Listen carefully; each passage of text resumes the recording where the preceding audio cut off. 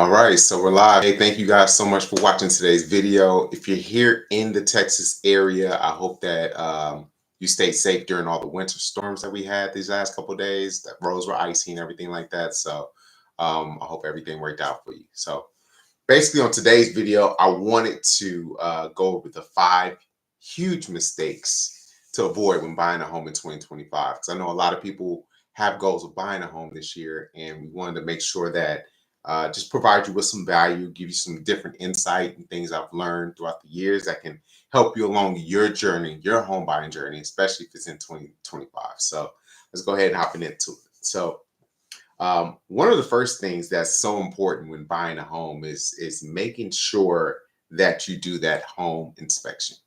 Now, last month I helped 2 families purchase new construction homes here in the Dallas area, and sometimes people think because they're new homes that you don't need to get an inspection done, but it's absolutely critical that whether it's a new construction home, whether it's a pre-owned home, get that home inspection done because it's so important to help you have a better understanding of what's going on inside the home. Like the home can look beautiful on the outside, it can look beautiful on the inside, but what's going on inside those walls? You know, what what does the pipe look like, the electrical, the HVAC? So it's so important that we get that done. Now that's one of the most important things that um, we want to make sure we don't make that mistake because all it takes is one thing missed or not doing a home inspection at all. You get into a home and then you have major issues, and we want to avoid that as much as possible. So that's definitely number one um, thing to kind of consider. Another thing that we want to make sure we're doing, a mistake to avoid, is overextending on the budget. And what I mean by that is, just because you get pre-approved for, let's call it 400,000, 500,000, that doesn't necessarily mean you need to be buying a house that's worth that amount. In some situations, it makes sense, but you also want to make sure you're factoring in all the different expenses that go into home ownership. Because I've even been seeing like different videos of people posting about being quote unquote house poor. And that means that you can pay the house note, but there's nothing else you can do with your time. Like your money is tied up in that mortgage and you're kind of stuck.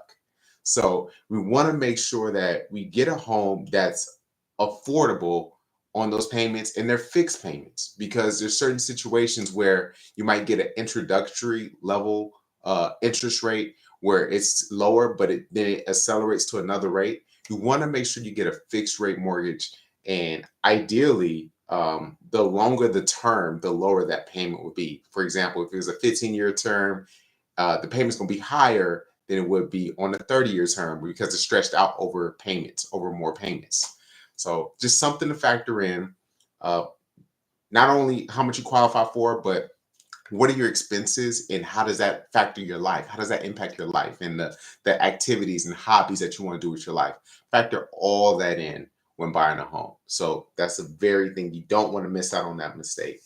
Another thing that we don't want to do, um, like a mistake, would be waiting to get pre-approved.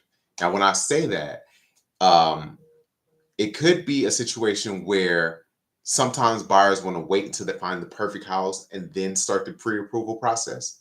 But depending on the market, especially here in Dallas, where houses are selling um, and growing, appreciating over year, more and more people moving to the Dallas area, we want to make sure we get that pre-approval done right away so that we can at least strategize with the lender on, okay, where do we want our payments to be?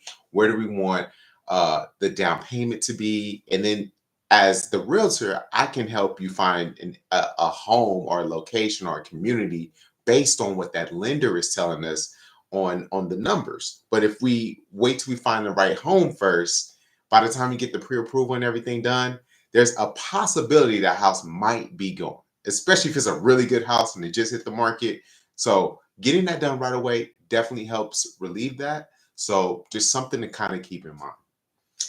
Another thing is when you're in the process of buying a home, you definitely don't want to make any major financial decisions that could impact your pre-approval. And what I mean by that is any job transfers, any quitting your job. I've had that. I don't know how that popped up. It's definitely something that you want to make sure you're not adding more debt to your DTI, which stands for debt to income ratio, because lenders look at all that. So if you co-sign for somebody, that's your debt. That's attached to you. If you go out and buy a new car before you buy a house, you might congratulations on the car, but you might not get the house if that payment is too high, right? So definitely want to factor that in. You got to make sure you're making smart financial decisions um, before you buy the home, in the process of buying a home, and then after you buy the home, you want to make good decisions then too. However, at least you already have the home, right? Because it can definitely affect you just making that small change. So we want to make sure we're aware of that. And number five, or another top thing to do, is make sure you have good representation. And what I mean by that is have somebody who's going to work for you, somebody that's in your corner, somebody that represents you. Now, when you buy like a new construction home, you don't technically need an agent to represent you. You can go straight to the builder. Um, you do have to factor in that the builder rep works for the builder and can only show you homes that that builder sells, versus having somebody who works specifically in your interest that doesn't have any connection with the seller and also can give you a larger variety of homes based on what you're looking for. So if you're looking for a home in a different city, a different community, even a different home builder, having somebody to represent your best interests is so important to make sure that makes that process as smooth as possible. So, yeah, those are five things that I have right now, guys. I appreciate you all who are on the chat. Thank you so much for catching the live stream. If you have any questions or if you have any other topics that you want me to discuss, please let me know. Because I'm here to make content. I've been doing real estate for over 13 years. And I just want to share what I've learned and how I've helped other families to help you along your process. So whether that's talking about down payment assistance programs, whether that's talking about buying a home and selling a home, whether it's talking about buying an investment property, whatever it is, reach out to me, send me a comment down below. I love interacting with you guys. Thank you so much. And outside of that, enjoy the rest of your weekend. Take care.